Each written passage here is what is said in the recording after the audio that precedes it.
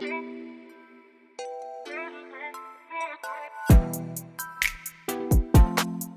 guys, welcome back to B's Speed Shop. So in this video I'm going to be working on my floor pan, and hopefully before the end of the weekend I'll get it tacked in as well. So before I start work on the actual floor pan today, what I want to do is I want to get this edge here cleaned up because it's still got that little flange edge from the old sill where I just cut it off before.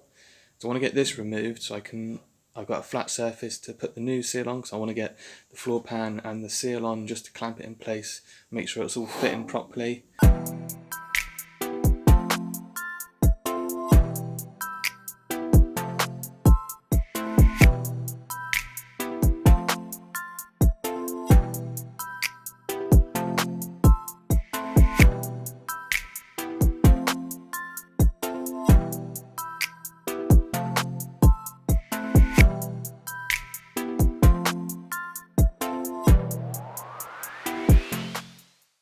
So I was able to clean up this edge, and I had that extra piece removed from the old sill.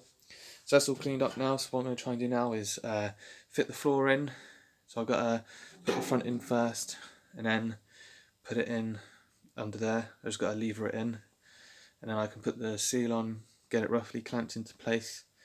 I think there's a little bit I need to trim off the floor panel to fit in that corner, and then possibly a little bit I got to trim off to fit in this corner here where it goes from being a bend to a larger radius.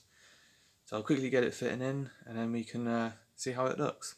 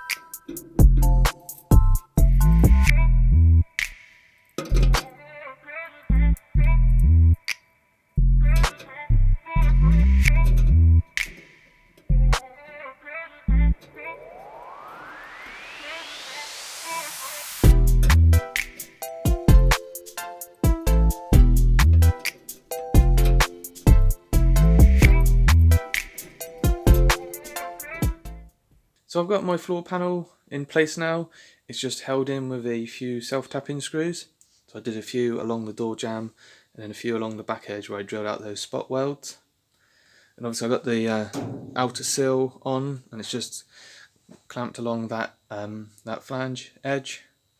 But I'm pretty happy with how the floor fits. Obviously when I get that all tacked in along there, that will all sit flush and it won't matter too much. Bit of heat in there will probably shrink this edge as well from the weld in, so that will be alright once that's all in. So one thing I've got to do is, this panel comes to about here somewhere, so you can see this here is a much larger radius than this bit just here.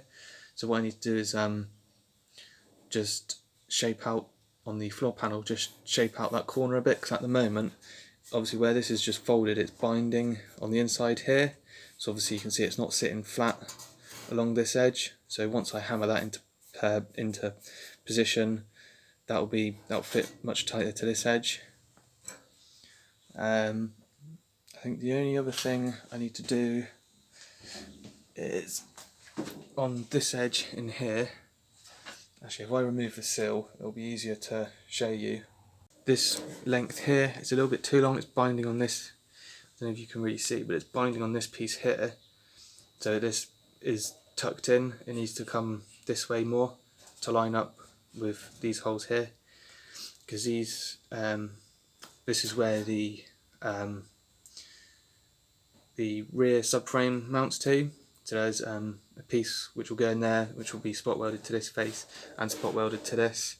But at the moment it's just binding there, so I just need to clearance that, so that this will come this way more.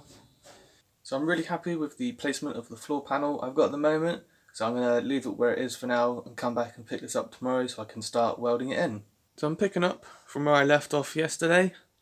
So obviously the floor is still in place at the moment, so I've just got a couple of self-tapping screws to take out, and I can take it out, because all I've got to do now is clean up these edges where all the panels will overlap, and just spray on a bit of the weld through primer. So what I'm going to do is I'm going to do these edges. I'm also going to do all the way along there, and then that back edge I'll do as well. Do it all with weldable primer, so it's all ready to go when I get the next lot of panels in. So I'll quickly get this taken out, put some primer on it, and then it's ready to weld in. So I've now got my floor panel. I've sprayed all the edges with the weldable primer. So I sprayed this all the way along this edge as well, just preemptively, because obviously I got new door jamb, the front and rear sill support brackets, and then the actual sill itself. So what I've done down this end, where I drilled out all the spot welds, I've just put a few self-tapping screws with washers in, just to try and clamp it really tight together.